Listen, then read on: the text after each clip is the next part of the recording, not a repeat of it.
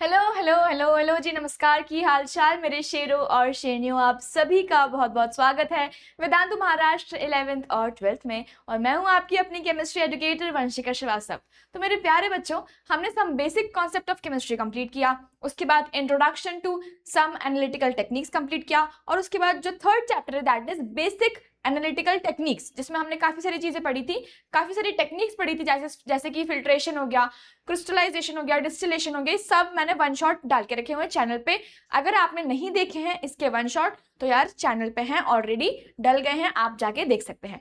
अब मैंने ये सोचा कि यार वन शॉट तो हो गया, लेकिन क्या क्वेश्चंस आपके एग्जाम में नहीं आते? क्वेश्चंस ही तो एग्जाम में आते हैं। आपको तो कोई बुक लिखने को बोलता नहीं है, राइट? एग्जाम में आपको पूरी बुक थोड़ी ना आती है, आपको क्वेश्चंस आते हैं। तो मैंने सोचा एक क्वेश्चन वाली वीडियो बनाते हैं, जिसमें ना बहुत सारे इंपॉर्टेंट क्वेश्चंस, बहुत सारे इंपॉर्टेंट कॉन्सेप्ट आपके क्लियर कर दूंगी मैं इस वाली वीडियो में। ठीक है, तो चलो शुरू करते हैं आज की वीडियो। जल्दी से अपना पेन और कॉपी साथ में लेके बैठेंगे, ताकि आप जितने भी क्वेश्चंस मैं आपको यहाँ पे नोट करवा रही हूँ आप उसको नोट डाउन कर लेंगे। ठीक है, चलिए तो शुरू करते हैं। सबसे पहला क्वेश्चन है that is which branch of chemistry deals with the composition and analysis of substances.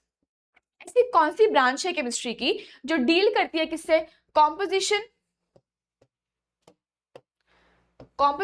And analysis. किसी भी सब्सटेंस का एनालिसिस हम करें ना, एनालिसिस का मतलब क्या हुआ? किसी भी सब्सटेंस को हम आइडेंटिफाई कर रहे हैं कि यार क्या उसका रंग है, क्या उसका रूप है, कैसा टेक्सचर है उसका, कैसा दिख रहा है वो। मतलब अगर आप एक एप्पल लेके आए, तो आप एक एप्पल का एनालिसिस कैसे करोगे? यार वो एप्पल रेड है, वो एप्पल मतलब छोटा सा है, इसका साइज कैसा है, छोटा है, बड़ा है, मतलब मीठा है या फिर उसका टेस्ट अच्छा नहीं। तो ये हो गया एनालिसिस। ठीक है, ये सब हम किस में पढ़ते हैं? एनालिटिकल केमिस्ट्री में। क्लियर है? एनालिटिकल केमिस्ट्री में हम ये सब चीजें देखते हैं। The SI unit of mass is. Mass की एसआई यूनिट क्या है? मास की एसआई यूनिट है बेटा किलोग्राम। ठीक है, तो सारी SI unit, 7 base SI units आपको बहुत अच्छे से क्लियर होनी चाहिए। अगर आपको नहीं पता है तो ना, जो पिछले हमने वीडियो बनाई है उसमें ना सारी मैंने ट्रिक्स भी बताई हैं आपको कि यार आप एसआई यूनिट को कैसे याद करोगे। एक बहुत बढ़िया सी ट्रिक है। तो 7 बेस एसआई यूनिट्स होती है अपनी। कितनी होती हैं? 7 बेस एसआई यूनिट होती है, तो वो आपको याद होनी चाहिए, क्योंकि एग्जाम में ना डेफिनेटली इस पे क्वेश्चन आता है। ठीक, चलिए। The number of significant figures in 0.00450 is. अब सिग्निफिकेंट फिगर्स भी हमने बहुत अच्छे से पढ़े थे। ठीक है, तो उसमें क्या होता है कि हमको सर्टेन डिजिट्स बताने हैं। सर्टेन मतलब कि जो डिजिट्स सर्टेन है, सर्टेन डिजिट्स बताने हैं। ठीक, तो यार जीरो अगर आपके आगे आ रहा है, मतलब 0.0 देखो आगे आ रहा है तो उसको काउंट नहीं करेंगे, लेकिन डेसिमल के राइट साइड पे अगर कोई डिजिट के बाद आ रहा है तो उसको हम काउंट करेंगे। समझ गए? मतलब अगर डिजिट के ये वाला डिजिट जो है, नॉन जीरो जो नंबर है, जो भी नॉन जीरो नंबर है ना, उसके पहले अगर जीरो आ रहा है तो उसको काउंट नहीं करना है। इसके पहले अगर आ रहा है, लेफ्ट साइड पे जीरो आ रहा है, तो उसको काउंट नहीं करेंगे। लेकिन अगर राइट साइड पे आ रहा है तो उसको हमें काउंट करना है। तो यार यहाँ पे कितने हो गए? 1 2 3। कितना हो जाएगा? 3 नंबर ऑफ, मतलब नंबर ऑफ सिग्निफिकेंट फिगर्स कितने हो गए? 3 हो गए। क्लियर है आप लोगों को ये चीज? Okay ma'am. Which of the following is an intensive property? Intensive property कौन सी है? मास, वॉल्यूम, डेंसिटी या लेंथ? तो जो डेंसिटी होती है बेटा वो क्या होती है? इंटेंसिव प्रॉपर्टी होती है। देखो डेंसिटी का अगर मैं फॉर्मूला लिखूं तो डेंसिटी क्या है? Mass upon volume. Mass upon volume, correct है। अब मान लो एक बीकर में हमने क्या रखा? वॉल्यूम रखा। एक बीकर में हमने वॉल्यूम रखा।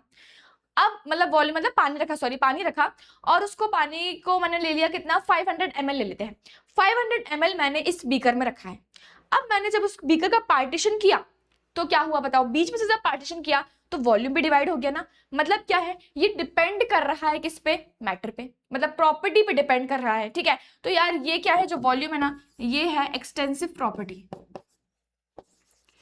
एक्सटेंसिव प्रॉपर्टी है। ठीक है, डेंसिटी क्या है? जब भी ना दो एक्सटेंसिव प्रॉपर्टीज मिलती हैं तो इंटेंसिव प्रॉपर्टी बन जाती है। तो क्या बन जाती है?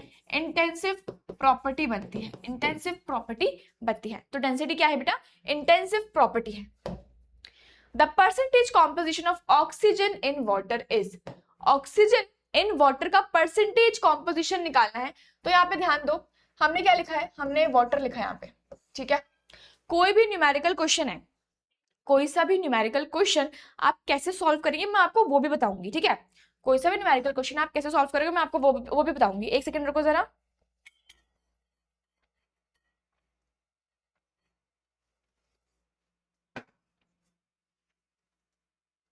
ठीक है, the percentage composition of oxygen in water, ठीक है। ऑक्सीजन का हमको क्या निकालना है मैम, परसेंटेज कॉम्पोजिशन निकालना है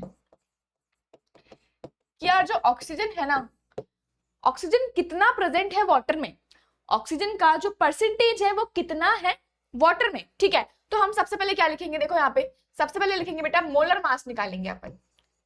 मोलर मास निकालेंगे किसका, ऑक्सीजन का कितना होता है molar mass, molar mass of oxygen क्या होता है मैम 16, करेक्ट है।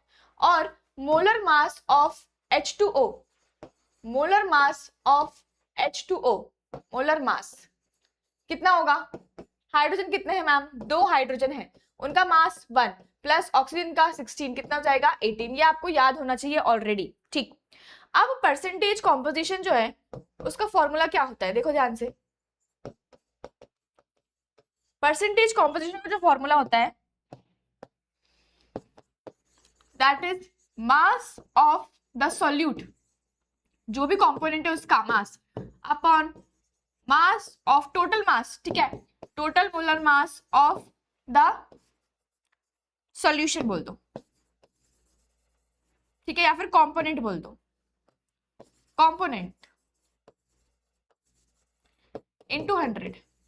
तो यार देखो मास ऑफ सॉल्यूट क्या है, मास ऑफ सॉल्यूट क्या है, मतलब सॉल्यूट मतलब जिसका भी मास आपको निकालना है that is 16, right, upon total कितना है मैम 18 है, इनटू 100 कर दो, ठीक है। आप इसको जैसे ही कैलकुलेट करोगे आपका कितना आंसर आ जाएगा 88.9%, 88.9%। ये क्या हो गया, ऑक्सीजन इतना परसेंट प्रेजेंट है वाटर में, ऑक्सीजन जो है वो 88.9% प्रेजेंट है किसमें, वाटर में, क्लियर है, 88.9% प्रेजेंट है वाटर में, सही है। तो हमारा करेक्ट ऑप्शन कौन सा हो जाएगा, ऑप्शन नंबर 2 बी, ठीक।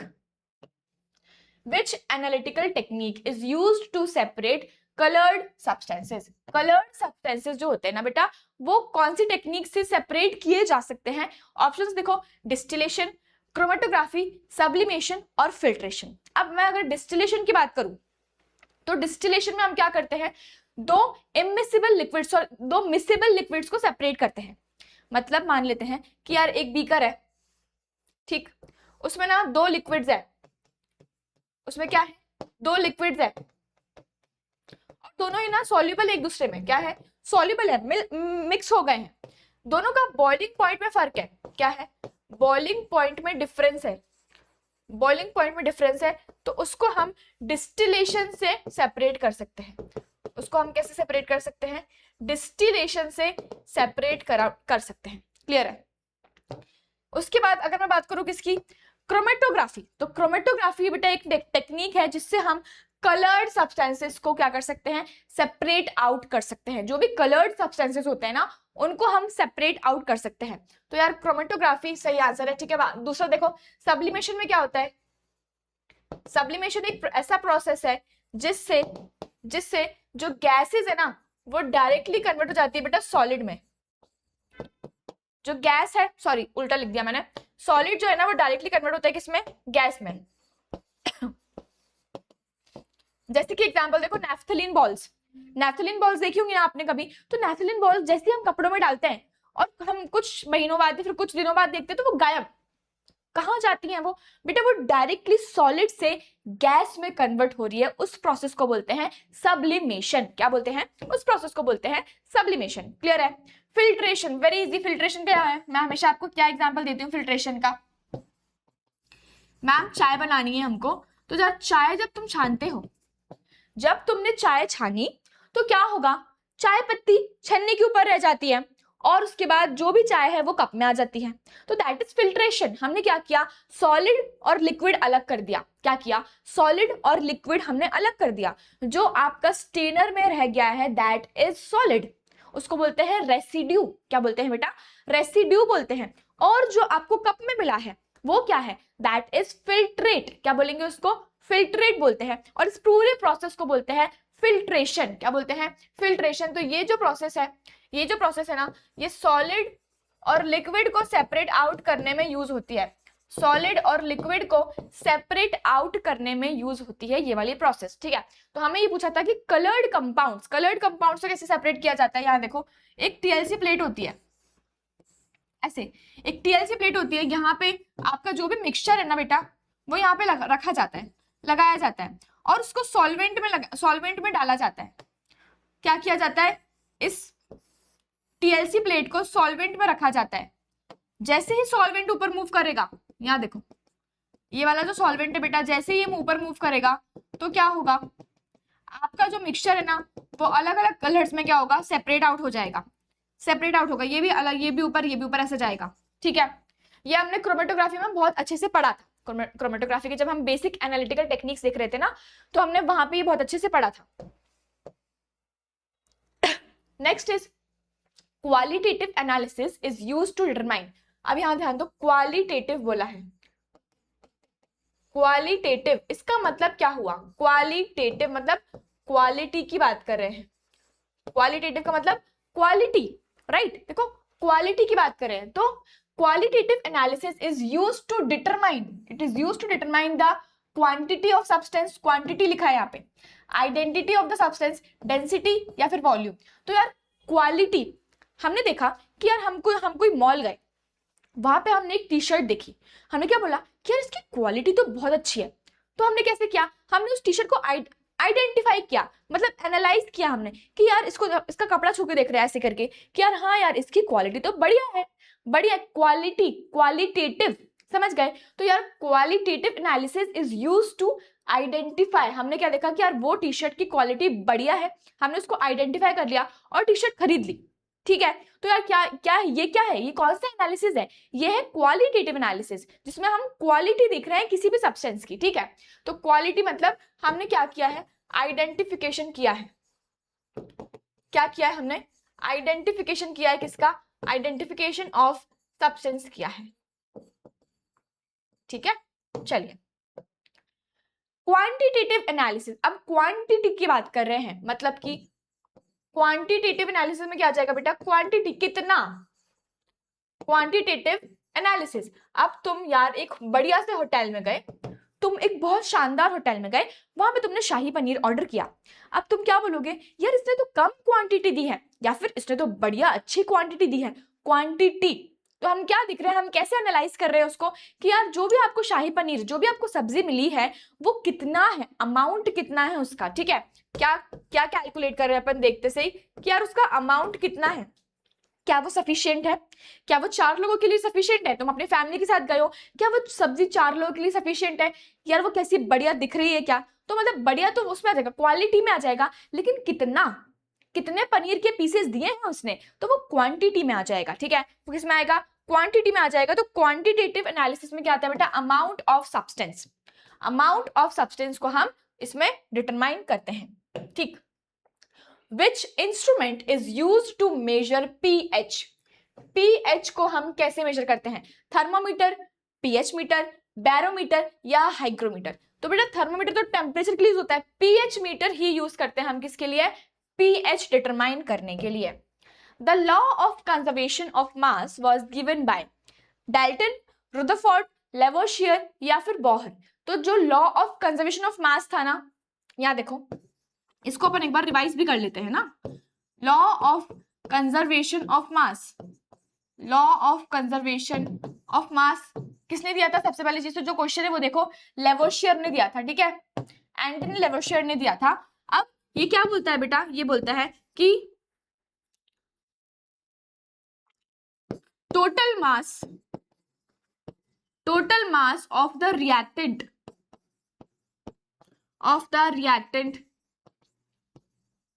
should be equal to the total mass of the product। ठीक है, शुड बी इक्वल टू मतलब mass of the reactant is equal to the mass of the product. Simple है, ठीक है, मास ऑफ द प्रोडक्ट। तो यार law of conservation मास ये बोलता है कि जितना मास रिएक्टेंट का है उतना ही मास प्रोडक्ट का होना चाहिए, बराबर होना चाहिए। इसका मतलब क्या हुआ कि यार मास जो है ना, mass is neither created nor destroyed, neither created, ना ही वो क्रिएट हो रहा है ना ही वो डिस्ट्रॉय हो रहा है, ना ही क्रिएटेड हो रहा है ना ही डिस्ट्रॉय हो रहा है।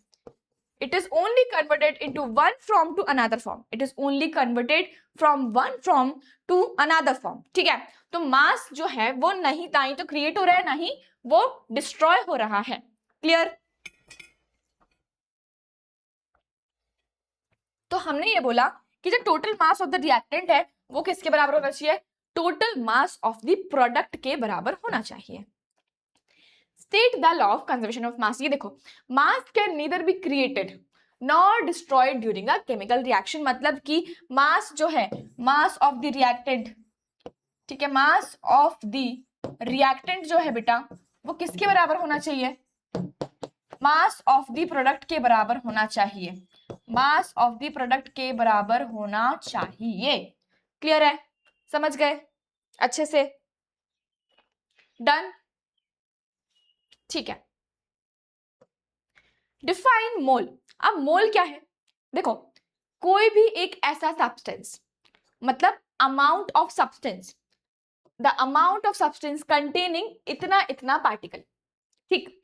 या फिर कई बार आपको ना बुक्स में कैसे डेफिनेशन दिया रहती है कि यार द अमाउंट ऑफ सब्सटेंस, एक और डेफिनेशन है इसकी कि द अमाउंट ऑफ सब्सटेंस,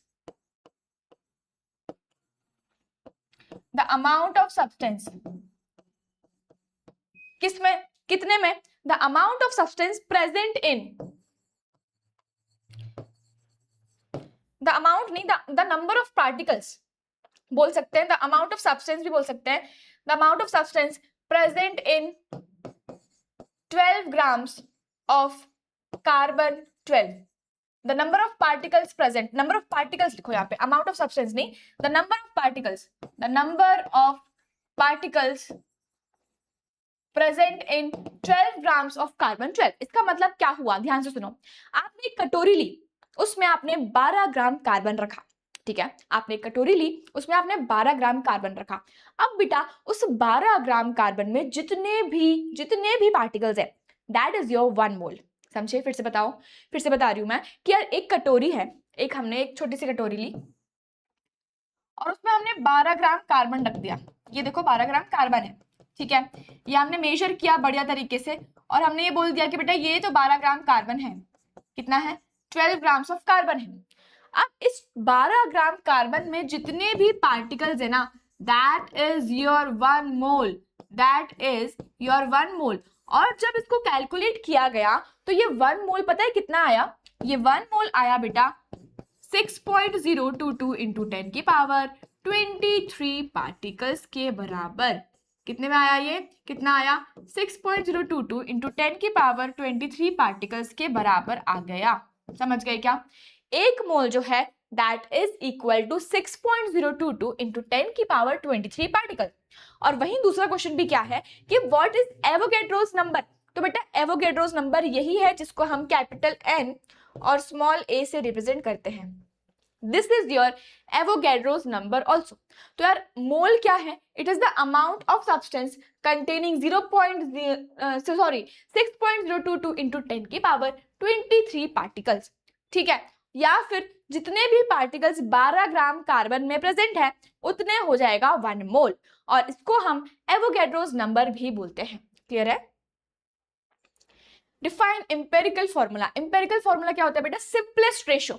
किसी भी मॉलिक्यूलर फॉर्मूला का सिंपलेस्ट रेशो की बात करते हैं तो उसको बोलते हैं एम्पेरिकल फॉर्मूला। जैसे कि मैंने यहाँ पे लिखा C6H12O6। अगर मैं इसका रेशो करूंगी, यहाँ पे देखो 6:12:6, इसका अगर मैं रेशो करूंगी तो कितना आएगा? 1:2:1। सही है। तो इसका एम्पेरिकल फॉर्मूला कितना हो गया? Carbon H2O। देखो CH2O। क्लियर है? कितना हो गया? CH2O। तो empirical formula represents the simplest whole number ratio of atoms in a compound. Simplest whole number की बात चल रही है यहाँ पे कि simplest whole number ratio of atoms in a compound. अब मॉलिक्यूलर फॉर्मूला क्या होता है? It represents the actual number of atoms. जैसे कि हमने यहाँ पे बात करी ना C6H12O6, ये क्या है? मॉलिक्यूलर फॉर्मूला हो गया. अगर मैं CH4 की बात करूं, molecular formula methane, molecular formula हो गया C2H6, ये क्या है? मॉलिक्यूलर फॉर्मूला हो गया. अगर मुझे इसको एम्पेरिकल फॉर्मूला में कन्वर्ट करना होगा तो क्या हो जाएगा? ये देखो 2:6 को काट दो, 1:3 हो जाएगा, तो ये आज हो जाएगा ये CH3. क्लियर है? ऐसे करते हैं. मॉलिक्यूलर फॉर्मूला का मतलब क्या हुआ? Actual number of atoms. जो एक्चुअल नंबर है मतलब एक्चुअल जो आपका फॉर्मूला है, जो मॉलिक्यूल है, उसमें कितने नंबर ऑफ एटम्स है, कितने नंबर ऑफ एटम्स प्रेजेंट है, उसको बोलते हैं मॉलिक्यूलर फॉर्मूला. क्रोमेटोग्राफी क्या होती है बेटा? क्रोमेटोग्राफी एक टेक्निक है which is used to separate components of a mixture based on the difference in the adsorption. Adsorption लिखा है, ठीक है. मैंने एक्सप्लेन किया था आपको बहुत अच्छे से क्लास में कि एडजॉर्प्शन और एब्जॉर्प्शन का मतलब क्या होता है, डिफरेंस होता है दोनों में, ठीक. एब्जॉर्प्शन और सॉल्युबिलिटी. एक ऐसी टेक्निक जिससे हम क्या कर सकते हैं?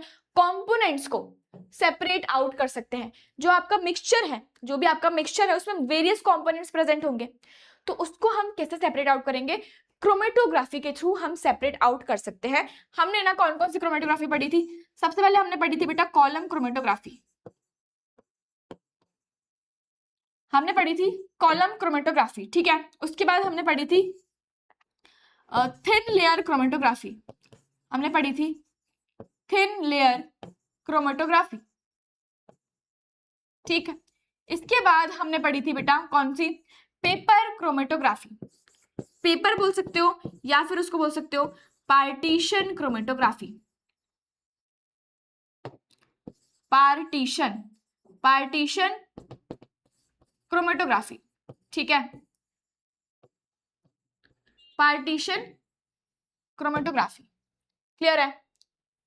ये वाई तो बहुत ज्यादा ही अजीब सा बना दिया है, इसको अच्छे से बना देते हैं. क्रोमेटोग्राफी, ठीक है. ओके, चलो. What is titration? टाइट्रेशन क्या है बेटा? कभी आपने अगर स्कूल्स में किया होगा टाइट्रेशन, तो ध्यान दो उधर, ध्यान दो. It is a method used to determine the concentration of the solution. हमको दो सॉल्यूशंस दिए हुए हैं, ठीक है. हमको एक सॉल्यूशन ए दिया है, एक सॉल्यूशन बी दिया है. मुझे ना इस सॉल्यूशन की कंसंट्रेशन पता है. मुझे मान लेते हैं इस सॉल्यूशन की कंसंट्रेशन पता है, मान लेते हैं 0.5 मोलार सॉल्यूशन है ये, ठीक है. और मुझे इसकी कंसंट्रेशन क्या करनी है? निकालनी है. क्या करनी है? इसकी कंसंट्रेशन निकालनी है. तो यार एक सॉल्यूशन की जो कंसंट्रेशन है बेटा, एक सॉल्यूशन की कंसंट्रेशन क्या है?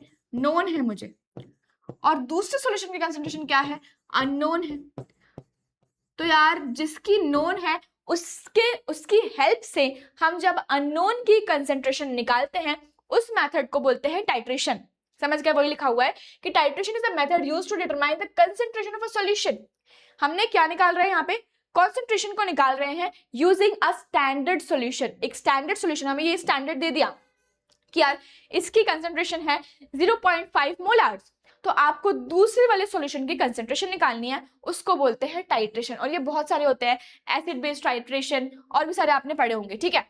तो यार बहुत कॉमन वाला एसिड बेस्ड टाइट्रेशन है, बहुत कॉमन वाला, ठीक है. तो मतलब क्या हुआ? नोन कंसंट्रेशन दिया हुआ है जिससे हम अननोन की कंसंट्रेशन निकालेंगे, तो नोन से हम क्या निकालेंगे? अननोन की कंसंट्रेशन निकालेंगे. सही है. Define accuracy. अब क्या हुआ कि यार मैंने बोला, मैं 3 बच्चे थे, मैंने उनको बोला कि जाओ एक्सपेरिमेंट करो जाके, और मैंने उनको बोल दिया बेटा आपके एक्सपेरिमेंट की वैल्यू 3 आनी चाहिए. आप जो भी एक्सपेरिमेंट कर रहे हो उसकी वैल्यू 3 आनी चाहिए. अब तीनों ने एक्सपेरिमेंट किया तो यार तीनों की अलग अलग वैल्यूज आई, ठीक है. चिंटू की कितनी आई? चिंटू की वैल्यू कितनी आई? चिंटू की आई 2.98, ठीक है. ट्रू वैल्यू क्या थी बेटा? ट्रू वैल्यू थी 3. ट्रू वैल्यू क्या थी? 3. बंटी की कितनी आई? बंटी की आ गई 3. और जो मुन्नी है, मुन्नी की कितनी आई? मुन्नी की आ गई 2.96, ठीक. तो बेटा 3.0 किसकी आई है? बंटी की. तो ये क्या हो गई आपकी? एक्यूरेट वैल्यू हो गई. मतलब it is the closeness of measure measured value to the accurate value. It is the closeness of measured value to the true value. मतलब कि क्या हुआ कि यार जो भी आपकी ट्रू वैल्यू है ना, जो भी आपकी ट्रू वैल्यू है उसमें क्या होने वाला है कि यार बच्चों ने जब एक्सपेरिमेंट्स करे तो यार क्या देखने वाला, इसने 2.98 इसकी वैल्यू है, इसकी वैल्यू क्या है 3.0 है और इसकी क्या है 2.96 है. तो एग्जैक्ट वैल्यू किसकी आई है, देखो बंटी की आई है. इसका मतलब ये क्या है, एकदम ही एक्यूरेट है. क्या है, एकदम एक्यूरेट वैल्यू है. क्लियर है. प्रिसिशन क्या होता है. अब प्रिसिशन का मतलब यार मैंने बोला कि जाओ एक्सपेरिमेंट करके आओ, जाओ एक्सपेरिमेंट करो. ठीक है, तो यार क्या किया, देखो जो चिंटू था, 3 लोग एक्सपेरिमेंट कर रहे थे. कौन, चिंटू, बंटी और मुन्नी. ये तीनों ना एक्सपेरिमेंट करने गए. इसकी क्या वैल्यू आई थी सबसे पहले 2.98 आई थी, इसकी आई थी 3.0 और इसकी आई थी 2.96. मैंने बोला ठीक है कोई बात नहीं, एक काम करो फिर से एक्सपेरिमेंट करो जाके. तो ठीक है फिर से किया. इसकी वैल्यू आई बेटा 2.99, इसकी वैल्यू कितनी आई, इसकी आई 2.98 और इनकी वैल्यू कितनी आई 2.95. सही है. अब क्या हुआ, मैं प्रिसिशन देखूंगी कि यार इसने जो वैल्यू निकाली इसकी देखो सबसे पहले तो कितनी आई 2.98, उसके बाद 2.99. बहुत फर्क, बहुत कम इसका क्या है, कम डिफरेंस है, बहुत कम, मतलब 0.01 का डिफरेंस आ रहा है. तो ये क्या हो गया, प्रिसाइज हो गया. ये क्या हो गया, प्रिसाइज हो गया. ये एक्यूरेट नहीं है, एक्यूरेट नहीं है लेकिन प्रिसाइज हो गया. क्या हो गया, प्रिसाइज. यहां देखो भाई इसका डिफरेंस ज्यादा है, इसका डिफरेंस ज्यादा है. ठीक है, कितना डिफरेंस है इसका 0.02 का डिफरेंस है और यहाँ देखो इसका 0.01 का. तो ये भी क्या हो गया, प्रिसाइज हो गया. ये भी क्या हो गया, प्रिसाइज हो गया. समझ गए. तो क्या है, closeness among the repeated measurements. Closeness among the repeated measurements क्या हो जाएगा, प्रिसीशन हो जाएगा. क्लियर है. ठीक है, चले आगे. Which glass apparatus is used for accurate measurement of volume?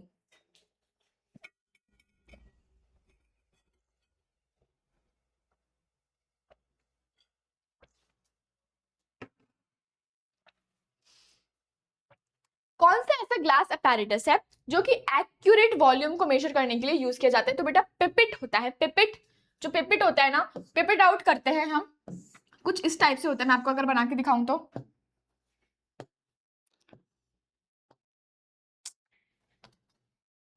यहाँ देखो, ये ना ऐसा रहता है और यहाँ पे ऐसे करके ऐसा. ठीक है, ये रहता है. तो क्या करते हैं, यहाँ पे एक ना एक वो लगा रहता है, छोटा सा मार्क लगा रहता है ताकि वहां तक अपन मेजर कर सकते हैं. 20 ml का भी आता है, 10 ml का भी आता है, 5 ml का भी आता है, ऐसा रहता है.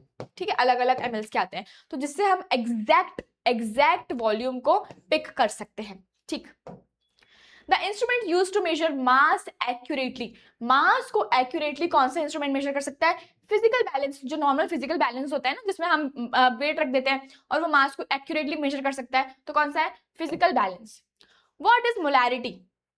पता ही है आपको मोलैरिटी क्या होता है, हमने कितनी बार डिस्कस किया है इस चीज को. मोलैरिटी क्या है बेटा, molarity is equal to number of moles of solute, number of moles of solute. ठीक है, अपॉन क्या है, volume of solution, volume of क्या, सॉल्यूशन, लेकिन वो होना चाहिए किसमें, लीटर्स में. तो number of moles of solute, कितने नंबर ऑफ मोल्स प्रेजेंट है किसके, सॉल्यूट के, number of moles of solute upon volume of solution in litres. ठीक है, volume of solution in litres मतलब कि कितना आपका सॉल्यूट डिसॉल्व्ड है वॉल्यूम में. समझ गए, कितना वॉल्यूम में आपका सॉल्यूट डिसॉल्व है, दैट इज मोलैरिटी. इसकी यूनिट क्या होती है बेटा, इसकी यूनिट होती है मोल लीटर इनवर्स. क्या होती है, मोल लीटर इनवर्स इसकी यूनिट होती है मोलैरिटी. ठीक है, मोलैरिटी. तो number of moles of solute upon the volume of solution in litres, उसको बोलते हैं मोलैरिटी. क्लियर है, बताइए.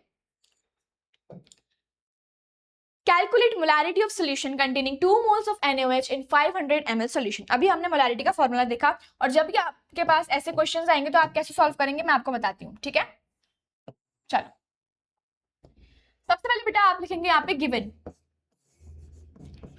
सबसे पहले क्या करोगे आप, गिवन लिख लो. गिवन क्या क्या है मैम, हमको सबसे पहला देखो, हमको कैलकुलेट करना है क्या, मोलैरिटी, हमको मोलैरिटी को कैलकुलेट करना है, ठीक है। कंटेनिंग 2 मोल्स, तो हमको क्या दे दिए, नंबर ऑफ मोल्स दे दिए, नंबर ऑफ मोल्स दे दिए ना, नंबर ऑफ मोल्स कितने दिए बेटा, 2 moles of NaOH in 500 ml, ठीक है। तो हमको क्या दिया है, नेक्स्ट वॉल्यूम दिया है, वॉल्यूम दिया है किसका, volume of solution, volume of solution कितना दिया है, 500 ml। अब मोलैरिटी का फॉर्मूला लिखो जल्दी से, क्योंकि मैंने आपको अभी बताया मोलैरिटी का फॉर्मूला, है ना। मोलैरिटी क्या होता है बेटा, मोलैरिटी होता है number of moles of solute, number of moles of solute, ठीक है, upon volume of solution in litres, upon volume of solution, जो भी है volume of solution in litres, सही है, ठीक है। तो हमें क्या क्या दिया है बेटा, हमें नंबर ऑफ मोल्स दिया है, डन, वॉल्यूम ऑफ सॉल्यूशन दिया है, डन, लेकिन बेटा ये हमको ml में दिया है, हमको क्या दिया है, ml में दिया है। तो सबसे पहले 500 ml को आप लीटर में कन्वर्ट करोगे, ठीक है, लीटर में कन्वर्ट करोगे, क्या करना चाहिए उसके लिए मैम, 500 जो है ना उसको 1000 से डिवाइड कर दो, कितना हो जाएगा, ये हो जाएगा 1/2, दैट विल कम 0.5, ठीक है। इसको डायरेक्टली भी आप कर सकते हो, 0.5 लीटर्स हो जाएगा, 0.5 लीटर्स हो जाएगा। तो ये आ गया वॉल्यूम। अब इसको यहाँ पे रख दो, molarity is equal to number of moles कितने बेटा आपके 2 हैं, वॉल्यूम कितना है मैम, वॉल्यूम है 0.5, 0.5, तो यहाँ पे डेसिमल हटाया, ऊपर यहाँ पे 10 लगाया, 4, तो ये क्या आ जाएगा आपका, क्या आ गया, नंबर ऑफ मोलैरिटी कितनी आ गई आपकी, 4 मोलार, ठीक है, मोलैरिटी कितनी आ गई, मोलैरिटी आ गई आपकी 4 मोल लीटर इनवर्स, ठीक है, 4 मोल लीटर इनवर्स, समझ गए, क्लियर है क्या आपको ये चीज, बताइए जल्दी से, ओके, सही है, डन। चलिए, calculate the number of moles in 44 grams of CO2, okay. तो सबसे पहले क्या लिखना है बेटा, अपन को गिवन लिखना है, सबसे पहले क्या लिखना है, गिवन लिखना है। एक सेकंड रुको जरा, क्या मैंने सही किया है ना, ये 22/0.5 था ना, तो यार डेसिमल हटाएंगे, इधर 10 लगाएंगे, हाँ सही है, ठीक है, सही है, सही है, सही है, ठीक है, मुझे लगा मैंने शायद गलत किया। Calculate the number of moles in 44 grams of CO2, तो बेटा क्या दिया है आपको, number of moles, number of moles आपको कैलकुलेट करने हैं, ठीक है, इन 44 ग्राम्स, तो आपको क्या दिया है, मास दे दिया बेटा, मास कितना दिया है, गिवन मास है आपका ये, है ना, क्या है गिवन मास, तो ये 44 ग्राम्स दिया है, और CO2 दिया है आपको, ठीक।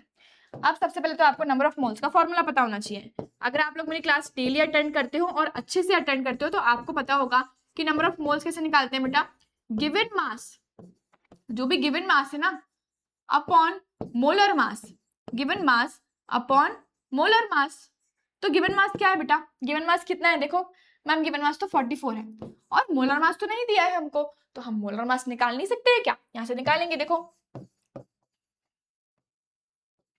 मोलर मास ऑफ CO2 कितना हो जाएगा, कार्बन का कितना होता है बेटा, कार्बन का होता है मैम 12, प्लस ऑक्सीजन का कितना होता है मैम, ऑक्सीजन का होता है 16 × 2, तो ये हो जाएगा 12 + 32, that will comes to 44, correct है, तो ये हो जाएगा 44, ये हो जाएगा 1। तो नंबर ऑफ मोल्स कितने आ गए बेटा, नंबर ऑफ मोल्स आ गए 1, इसको हम n से रिप्रेजेंट करते हैं, नंबर ऑफ मोल्स कितने आ गए, 1 आ गए, क्लियर है। चलिए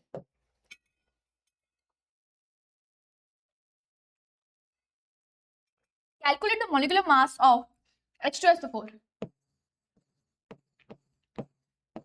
कैसे करते हैं बेटा, हाइड्रोजन कितने दिए हैं मैम 2, और हाइड्रोजन का क्या होता है मास मैम 1 होता है, प्लस सल्फर कितने दिए हैं मैम 1, सल्फर का मास कितना होता है मैम 32 होता है, बिल्कुल सही है। ऑक्सीजन कितने दिए हैं मैम 4 दिए हैं, और ऑक्सीजन का मास कितना होता है 16 होता है। तो चलिए इसको कैलकुलेट कर लो, 2 + 32 + 16 4 जा 64, सॉरी, इसको जब कैलकुलेट करोगे कितना आ जाएगा 98, सही है 98। डिफाइन एनालाइट, एनालाइट का मतलब क्या हुआ बेटा?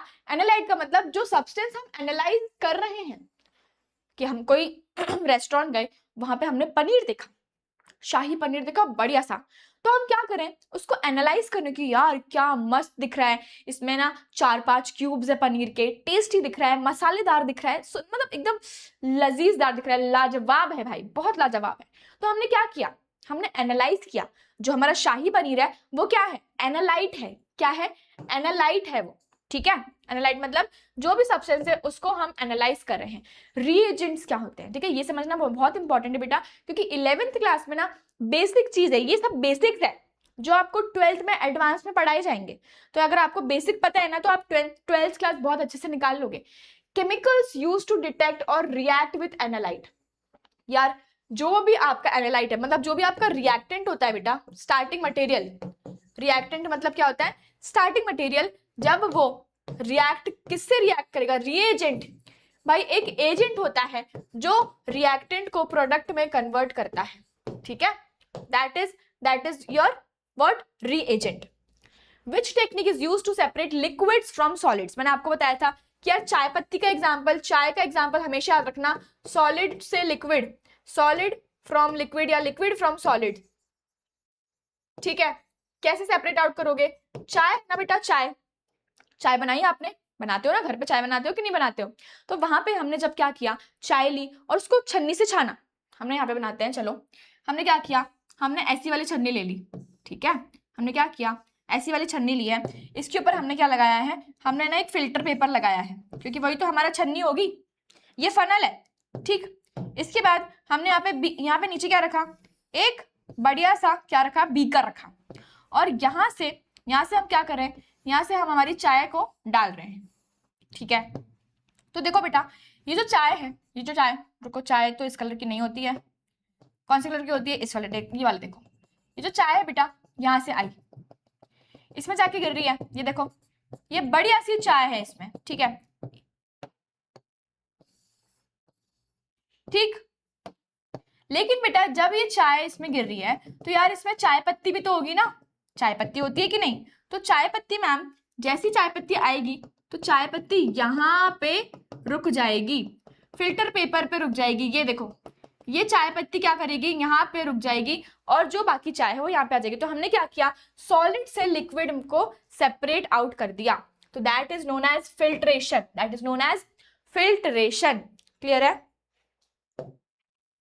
विच process convert solid directly into vapours. अभी हमने डिस्कस किया कि जो सॉलिड्स होते हैं बेटा, ये इंपॉर्टेंट है, सॉलिड्स होते हैं डायरेक्टली सब्लिमेशन, सब्लिमेशन से डायरेक्टली वेपर्स में कन्वर्ट हो जाते हैं, तो उस प्रोसेस का नाम क्या है, sublimation. What is distillation? Distillation क्या है, it is a technique used to separate liquids based on their difference in the boiling point. अगर मेरे पास एक लिक्विड है, अगर मेरे पास क्या है, एक लिक्विड है ना, ये देखो, यहाँ पे देखो, ये लिक्विड है मेरे पास, ठीक है, ये क्या है, लिक्विड है, और इसमें ना दो लिक्विड्स है, इसमें ना एक नहीं है बेटा, इसमें क्या है, दो लिक्विड्स है, जो कि सॉल्युबल है, बढ़िया से सॉल्युबल है, लेकिन जो आपका रेड वाला है, जो रेड वाला है ना लिक्विड, उसका जो बॉइलिंग पॉइंट है, उसका जो बॉइलिंग पॉइंट है बेटा, वो है 63 डिग्री सेल्सियस, और जो ब्लू वाला है, जो ब्लू वाला है, ये जो ब्लू वाला लिक्विड दिख रहा है आपको, इसमें इसका जो बॉइलिंग पॉइंट है बेटा, वो क्या है, 80 डिग्री सेल्सियस। तो देखो यहाँ पे दो लिक्विड्स हैं, इसमें दो लिक्विड्स हैं, दोनों का बॉइलिंग पॉइंट अलग अलग है, तो हम क्या करेंगे, इसको कैसे सेपरेट आउट करना है, मुझे अलग अलग चाहिए दोनों, मुझे रेड अलग चाहिए, ब्लू अलग चाहिए, तो मैं क्या करूंगी, इसको डिस्टिलेशन के थ्रू सेपरेट आउट कर सकते हैं, इसको डिस्टिलेशन के थ्रू मैं सेपरेट आउट कर लूंगी। क्लियर है? सही है। अब ना एक और चीज देखो, दो टाइप के डिस्टिलेशन होते हैं बेटा, एक होता है सिंपल डिस्टिलेशन, एक होता है बेटा सिंपल डिस्टिलेशन, ठीक है, जिसमें क्या होता है कि जो बॉइलिंग पॉइंट डिफरेंस है ना वो ज्यादा होता है, बॉइलिंग पॉइंट डिफरेंस जो है ना इस वाले में, बॉइलिंग पॉइंट डिफरेंस जो होता है ना वो ग्रेटर होता है देन 25, ग्रेटर होता है देन 25 डिग्री सेल्सियस। और अगर मैं फ्रैक्शनल डिस्टिलेशन की बात करूं, अगर मैं फ्रैक्शनल डिस्टिलेशन की बात करूं तो बेटा फ्रैक्शनल डिस्टिलेशन में क्या होता है, बॉइलिंग पॉइंट जो होता है ना, बॉइलिंग पॉइंट जो होता है वो लेस देन होता है 25 डिग्री सेल्सियस, कम होता है बॉइलिंग पॉइंट। ठीक है, तो ये वाला कौन सा है, देखो ये आपका फ्रैक्शनल डिस्टिलेशन हो गया, क्योंकि इसमें बॉइलिंग पॉइंट क्या है 17 का डिफरेंस आ रहा है, तो 25 से कम है ना, 25 से कम है, तो इसलिए यहाँ पे फ्रैक्शनल डिस्टिलेशन लगेगा। अगर मान लेते हैं बॉइलिंग पॉइंट ए का हुआ बेटा 56 डिग्री सेल्सियस और बी का हुआ 100 डिग्री सेल्सियस, तो देखो डिफरेंस है, काफी डिफरेंस है ना, इसमें बहुत सारा डिफरेंस है, तो यहां हम यूज करेंगे सिंपल डिस्टिलेशन। लेकिन अगर आपका डिफरेंस कम है तो हम फ्रैक्शनल डिस्टिलेशन का यूज करेंगे। क्लियर है? चलिए डाल्टन्स एटॉमिक थ्योरी की बात करते हैं।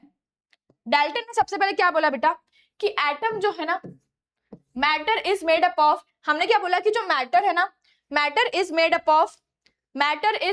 Of indivisible particles. ठीक है, हमने बोला कि जो मैटर है बेटा, matter is made up of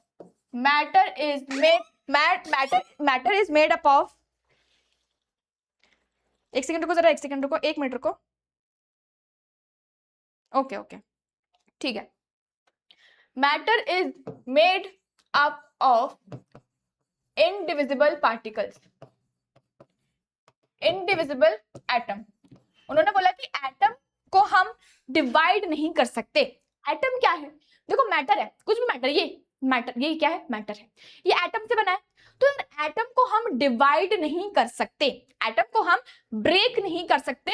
Dalton ने ये बोला, डाल्टन ने बोला कि हम एटम को ब्रेक नहीं कर पाएंगे। ठीक है, दूसरी चीज क्या बोली डाल्टन ने, उन्होंने ये बोला कि atom of the same element, atom of the same element have identical properties and identical mass, identical properties होंगी उनकी, identical properties and identical mass होगा। ठीक है, identical properties होने वाली हैं और identical क्या होगा, mass होगा। एक और चीज बोली कि atom of different element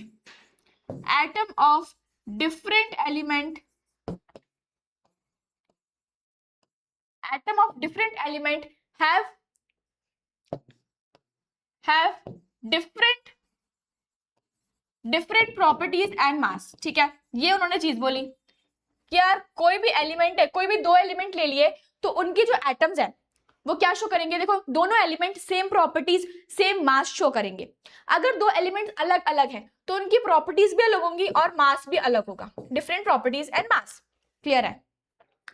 इसके बाद एक और चीज उन्होंने क्या बोली कि यार जो आपका कंपाउंड है, अगर हमने एलिमेंट को एक फिक्स रेशियो में कंबाइन किया, if elements are combined in a fixed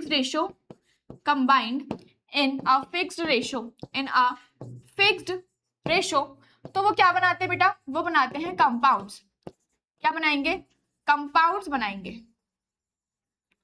ठीक है, क्या बना लेंगे, कंपाउंड्स बनाएंगे। और लास्ट में उन्होंने ये बोला कि जो केमिकल रिएक्शन है ना, कोई भी केमिकल रिएक्शन हो रही है तो उसमें क्या होता है, उसमें रीऑर्गेनाइजेशन होता है, किसका, एटम्स का, रीऑर्गेनाइजेशन ऑफ एटम्स होता है। क्लियर है? एटम्स का रीऑर्गेनाइजेशन हो रहा है, उसमें कोई ऐसे कुछ ना कुछ ब्रेक या फिर कुछ ना कुछ ऐसे बोलते हैं ना कि matter can neither be destroyed and not be created. तो यार जो कोई भी केमिकल रिएक्शन हो रही है ना, उसमें रीऑर्गेनाइजेशन हो रहा है एटम का, बस एटम्स रीअरेंज हो रहे हैं। कभी अगर ऐसे अरेंज थे ना, आज वो ऐसे अरेंज है। ठीक है, ऐसे अरेंज है, देखो एक स्ट्रेट लाइन में, एक यहाँ पे टी बना दिया, ऐसा ऐसे अरेंज्ड है।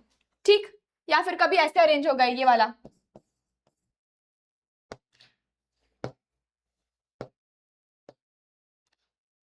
ये देखो ऐसे अरेंज हो गए। तो यार एटम्स क्या हो रहा है, रीअरेंजमेंट हो रहा है उनका, रीऑर्गेनाइजेशन हो रहा है। ठीक है, रीऑर्गेनाइजेशन हो रहा है किसका, एटम्स का। ये है Dalton's atomic theory. Calculate the percentage of hydrogen. आप देखो हमने क्वेश्चन किया था जिसमें ऑक्सीजन का पूछा गया था, अब हाइड्रोजन का पूछा, तो हमने कैसे कैलकुलेट करना है, परसेंटेज कॉम्पोजिशन, मतलब हाइड्रोजन का बेटा मास कितना है मैम 2, और वाटर का कितना है बेटा 18, इंटू 100 कर दो, कितना आ जाएगा, देखो कितना आ जाएगा, ये आ गया 11.1%, ये आ गया 11.1%। क्लियर है? Number of significant figures in 0.2050 is, अब मैंने आपको ये बोला कि बेटा जो आगे वाला जीरो है, ये डिजिट के आगे वाला जीरो नहीं काउंट करना है, इसके बीच में जीरो आया उसको काउंट करना है, इसके बाद जीरो आया उसको काउंट करना है। ठीक, तो कितना हो जाएगा मैम, 1 2 3 4, कितना हो जाएगा 4, कितना हो जाएगा 4 हो जाएगा। क्लियर है? Which indicator is used in acid base titration? तो जब भी एसिड बेस टाइट्रेशन होता है तो हम फिनोफ्थलीन यूज करते हैं। फिनोफ्थलीन यूज करेंगे तो क्या होता है बेटा, फिनोफ्थलीन एक कलरलेस इंडिकेटर है। जैसे हमने यूज किया एसिड बेस टाइट्रेशन में और एंड पॉइंट आएगा तो पिंक कलर का हो जाता है, वो कौन सा कलर का हो जाता है, पिंक कलर का हो जाता है, और पिंक कलर हमें ये डिनोट करता है कि वो रिएक्शन कंप्लीट हो गई है। Calculate the mass of 0.5 mole NaCl। तो चलो गिवन क्या है हमको यहाँ पे, मैम हमें दिया हुआ है नंबर ऑफ मोल्स दिए हुए हैं, दैट इज 0.5। उसके बाद हमें NaCl दे दिया, ठीक, और हमें गिवन मास जो है, गिवन मास को हमें क्या करना है, कैलकुलेट करना है। तो क्या आपको नंबर ऑफ मोल्स का फॉर्मूला पता है? बिल्कुल पता है। नंबर ऑफ मोल्स कितने बराबर होते हैं बेटा, given mass. Number of moles क्या होता है, given mass upon molar mass, given mass upon molar mass. सही है? क्लियर है? तो यार आपको क्या निकालना है, आपको तो गिवन मास निकालना है। नंबर ऑफ मोल्स दिए हैं, मोलर मास दिया है क्या, मैम मोलर मास तो नहीं दिया, तो हम क्या मोलर मास निकाल सकते हैं, बिल्कुल। यहाँ देखो मोलर मास क्या हो जाएगा, मोलर मास क्या हो जाएगा, NaCl का निकालना है ना, तो सोडियम का होगा 23, क्लोरीन का होगा 35.5, ये हो जाएगा बेटा 58.5। ठीक है, चलिए तो नंबर ऑफ मोल्स कितने दिए हैं मैम, 0.5 दिया हुआ है, गिवन मास तो हमें निकालना ही है, अपॉन मोलर मास है 58.5, इसको मैं इधर लेके जाऊंगी, हो जाएगा 0.5 इंटू 58.5, ये है आपका गिवन मास। कितना आ जाएगा गिवन मास, कैलकुलेट करो जल्दी से, कितना आएगा, 5 5 यहाँ लिख रही हूँ मैं इसका आंसर, ठीक है, 5 5 25, 2 कैरी ओवर यहाँ पे, 8 5 40, 2 4 आ जाएगा, 5 5 25, 2 9, ठीक है, तो यहाँ पे आ जाएगा 1 2, ये आ गया आपका गिवन मास, ये आ गया आपका गिवन मास, ठीक है, 29.25 आ गया आपका गिवन मास। क्लियर है? बताओ, डन है सभी लोगों को अच्छे से? Differentiate between molarity and molality, ठीक है, ये बहुत इंपॉर्टेंट है बेटा, इसलिए मैंने आपको यहाँ पे ये क्वेश्चन रखा था, मोलैरिटी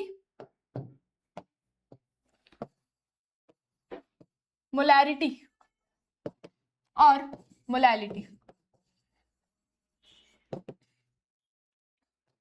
चलो तो बेटा मोलैलिटी क्या होता है, मोलैलिटी क्या होता है, अगर मैं मोलैलिटी की बात करूं, क्या है, the number of moles of solute, the number of moles of solute dissolved in, the number of moles of solute dissolved in 1 liter of solution, ये है मोलैरिटी। और मोलैलिटी क्या है, मोलैलिटी है बेटा the number of moles of solute, the number of moles of solute, ठीक है, dissolved in 1 kg of solvent, यहाँ पे सॉल्वेंट की बात होती है,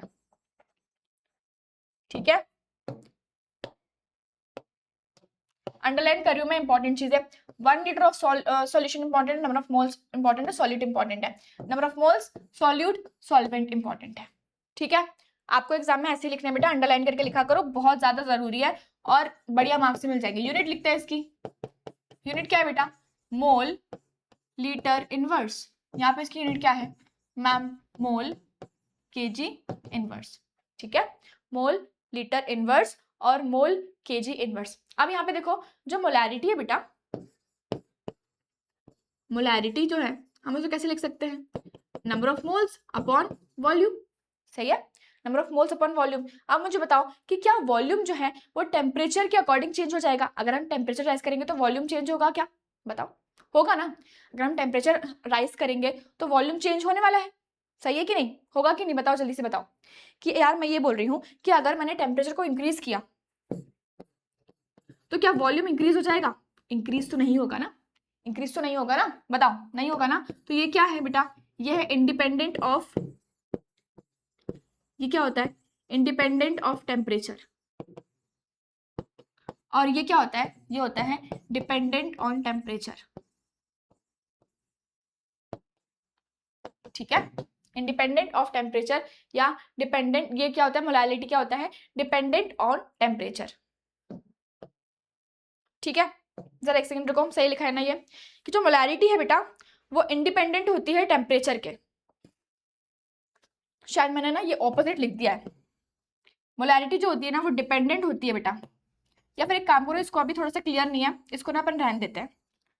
मैं आपको इसको नेक्स्ट वीडियो में क्लियर कर दूंगी, क्योंकि यार अगर गलत लिख दोगे तो फिर दिक्कत हो जाएगी, एग्जामिनर फिर तक काटला मार देगा, ठीक है? तो ना इसको अपन जो इसकी एक वीडियो बना दूंगी मैं कि मोलारिटी और ये वाली टेम्परेचर डिपेंडेंसी वाली, क्योंकि ये ना एग्जाम में आता है, ठीक है?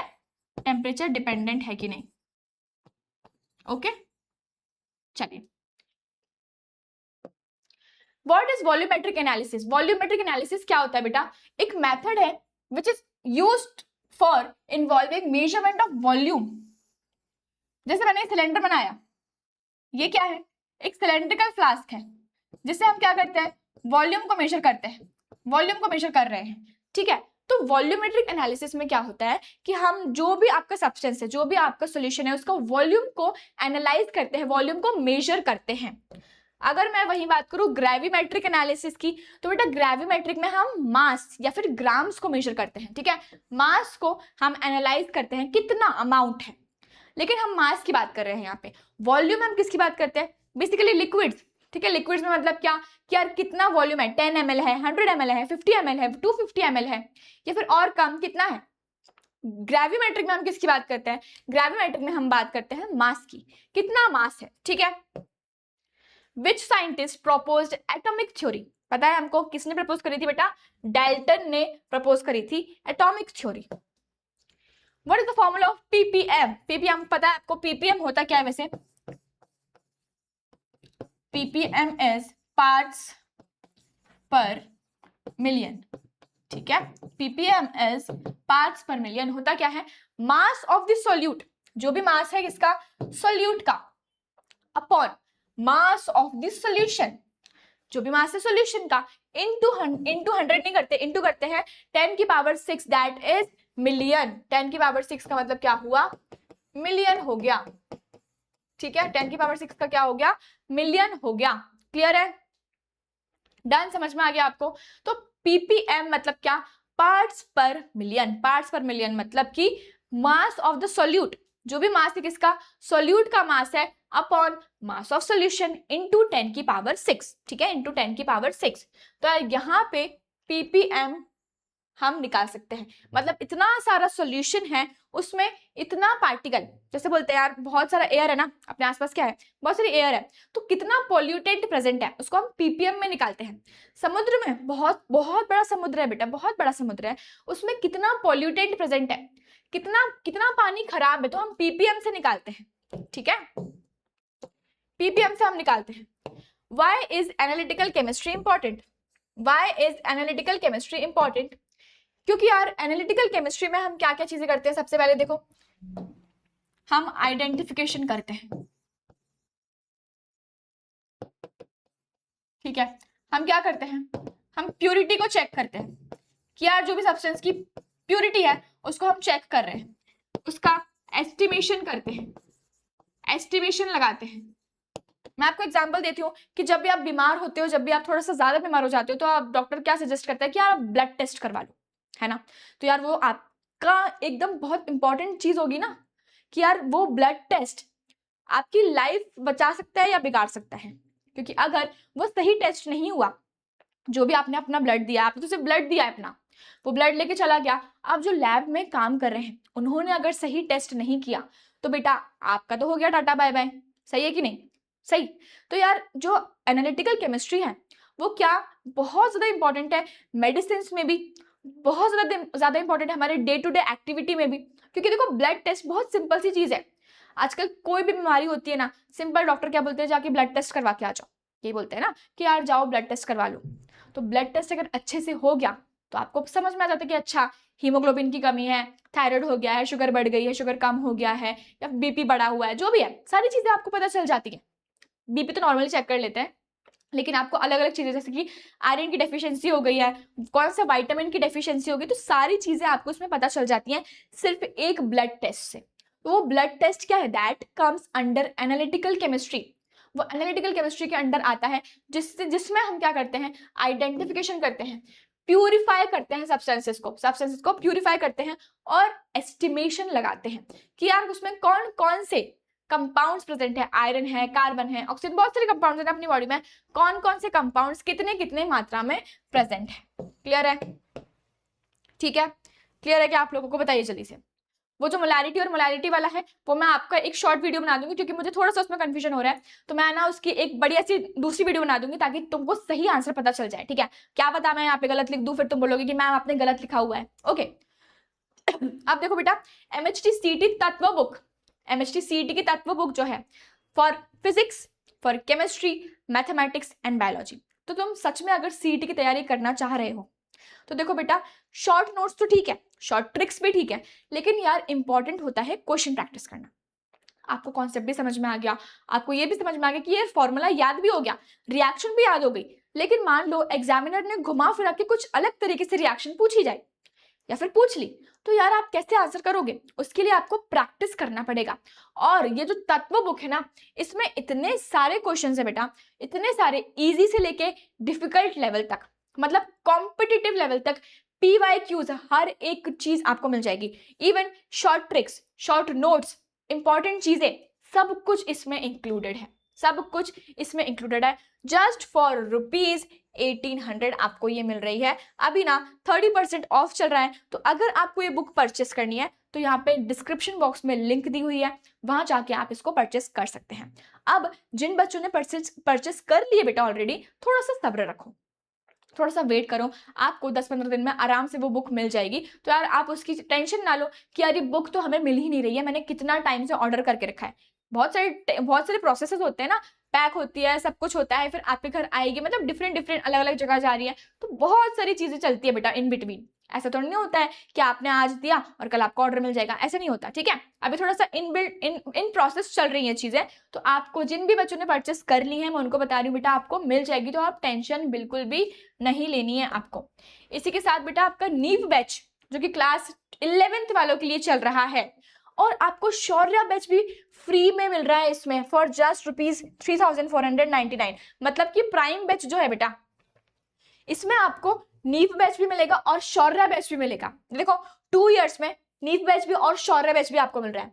Infinity for 1 year and infinity for 2 years. अगर मैं इन्फिनिटी प्लस की बात करूं तो इन्फिनिटी प्लस में आपको यहाँ पे ये इस प्राइस में आपको ये बैच मिल जाएगा, और 2 इयर्स के लिए भी आपको इस प्राइस में बैच मिल जाने वाला है। मौर्य बैच जो कि चल रहा है क्लास 12th वालों के लिए, तो अगर आपके सीनियर्स या फिर भैया दीदी जो भी आपके आसपास है, उनको अगर समझ नहीं आ रहा कि CET की तैयारी कहाँ से करें, तो उनको सजेस्ट करना कि यार ये मौर्य बैच चल रहा है फॉर डेडिकेटेड है, किसके लिए? CET वाले बच्चों के लिए, 2027 वाले। तो यार इतना प्राइम बैच जो है, देखो 2999 जस्ट फॉर 2999। अगर मैं इन्फिनिटी की बात करूं तो आपको इसमें बैचेस और बुक्स दोनों मिल रही हैं, बैचेस और बुक्स दोनों मिल जाएंगी। इन्फिनिटी प्लस की मैं बात करूं तो बैच, बुक्स और पर्सनल मेंटर्स भी आपको इसमें मिलने वाले हैं। तो यार पर्सनल मेंटर्स क्यों मैम? क्योंकि देखो हमको गाइडेंस की जरूरत तो पड़ती है। बहुत सारे बच्चे होते हैं जो यूट्यूब से पढ़ लेते हैं, बहुत सारे बच्चे ऐसे होते हैं जो ऑफलाइन भी ठीक है चले जाते हैं, ऑफलाइन में तो आपको टीचर्स मिल रहे हैं, लेकिन यार बहुत ऐसे बच्चे होते हैं जो समझ भी नहीं आता कि हम कर क्या रहे हैं, हमें करना क्या है। तो यार उन करने वालों के लिए नहीं समझ में आ रहा ना यहाँ पे कि हमको करना क्या है, उनके लिए हैं पर्सनल मेंटर्स। हम आपको पर्सनली गाइड करते हैं, आपको चीजें समझाते हैं, स्ट्रेटेजी बताते हैं, बहुत सारी चीजें होती हैं। तो यार ये पर्सनल मेंटर्स आपको इस वाले बैच में मिल जाएंगे। अगर मैं बात करूं IVSAT की, तो एक स्कॉलरशिप टेस्ट है, instant Vedantu scholarship admission test. इसमें ना इसकी लिंक आपको डिस्क्रिप्शन बॉक्स में मिल जाएगी, वो टेस्ट आप दो, वहां जाके आपको 90% तक की स्कॉलरशिप मिल सकती है। ठीक है, तो यार वो उसकी लिंक ना डिस्क्रिप्शन बॉक्स में दी हुई है, वहां जाके आप वो टेस्ट दे सकते हैं। और अगर मैं बात करूं वेदांतु के शानदार रिजल्ट्स की, जो कि हमेशा मैं प्राउडली बताती हूँ, तो MHT CET के ये देखो बहुत ही शानदार results, 8 students scored above 99.99 percentile. यहाँ पे मैं अगर बात कर रही हूँ JEE मेंस 2026 का रिजल्ट, JEE मेंस 2026 के रिजल्ट्स की, तो ये देखो 99.99 परसेंटाइल और फिजिक्स में आए हैं 100 आउट ऑफ 100। साथ ही अगर मैं बात कर रही हूँ JEE एडवांस 2025 के रिजल्ट की, तो वो भी बहुत शानदार आया है, बहुत ही सही AIR आया है। और अगर हम JEE की बात ना करें, हम नीट की बात करें, तो नीट में भी बेटा वेदांतु के बहुत शानदार रिजल्ट्स है। Over 1400 students have scored very good marks in the NEET 2025 exam. और ये है वेदांतु के ऑफलाइन सेंटर्स। अगर आपके फ्रेंड्स, फैमिली, रिलेटिव्स कोई से भी कहीं पे भी हैं, उनको अगर वेदांतु के ऑफलाइन सेंटर्स विजिट करने हैं पुणे और महाराष्ट्र में, तो मैं आपको यहाँ पे लोकेशंस बता रही हूँ, PCMC, स्वारगेट, औंध और सिंहगढ़। और अगर आपको महाराष्ट्र में देखना है तो अमरावती, बुलढाना, नागपुर, अहिल्यानगर और जलगांव, यहाँ पे आपको वेदांतु के सारे ऑफलाइन सेंटर्स मिल सकते हैं। तो यार अगर आपको लगता है कि ऑनलाइन हमको समझ नहीं आ रहा है, फिर ऑनलाइन हमें उतना अच्छे से नहीं पढ़ा जा रहा, हमें ऑफलाइन जाके ही पढ़ना है, तो आप क्या करेंगे, ऑफलाइन जाके आप बढ़िया से इन जगहों पे आप विजिट कर सकते हैं। वहां जाके बेटा आपको 90% तक की भी स्कॉलरशिप मिल सकती है। तो ऑफलाइन सेंटर्स में आप 90% तक की स्कॉलरशिप भी अवेल कर सकते हैं। तो यार है ना ये एकदम बढ़िया वाली बात की नहीं? मुझे जल्दी से कमेंट करके बताएंगे कि आज का आपको वीडियो कैसा लगा। कुछ डाउट्स है, जो भी आपको डाउट्स है वो भी आप कमेंट करके बता देंगे कि मैम हमको ये डाउट है, हमको समझ नहीं आया, तो मैं उसके ऊपर से अलग से एक वीडियो बना दूंगी। ठीक है, साथ ही जो भी आपको टॉपिक्स क्लियर नहीं हुए हैं वो भी आप मुझे लिख देंगे। आपको कौन से नए टॉपिक पे वीडियो चाहिए कि मैम इस टॉपिक पे एक अच्छा वीडियो बना दो, तो मैं उस टॉपिक पे भी आपको वीडियो बना के दे दूंगी। ठीक है, आज का सेशन कैसा लगा तो जल्दी से लाइक करेंगे और चैनल को भी सब्सक्राइब करेंगे और मुझे कमेंट करके बताएंगे। ठीक है, मिलेंगे हम नेक्स्ट वाली वीडियो में। Till then thank you so much for watching.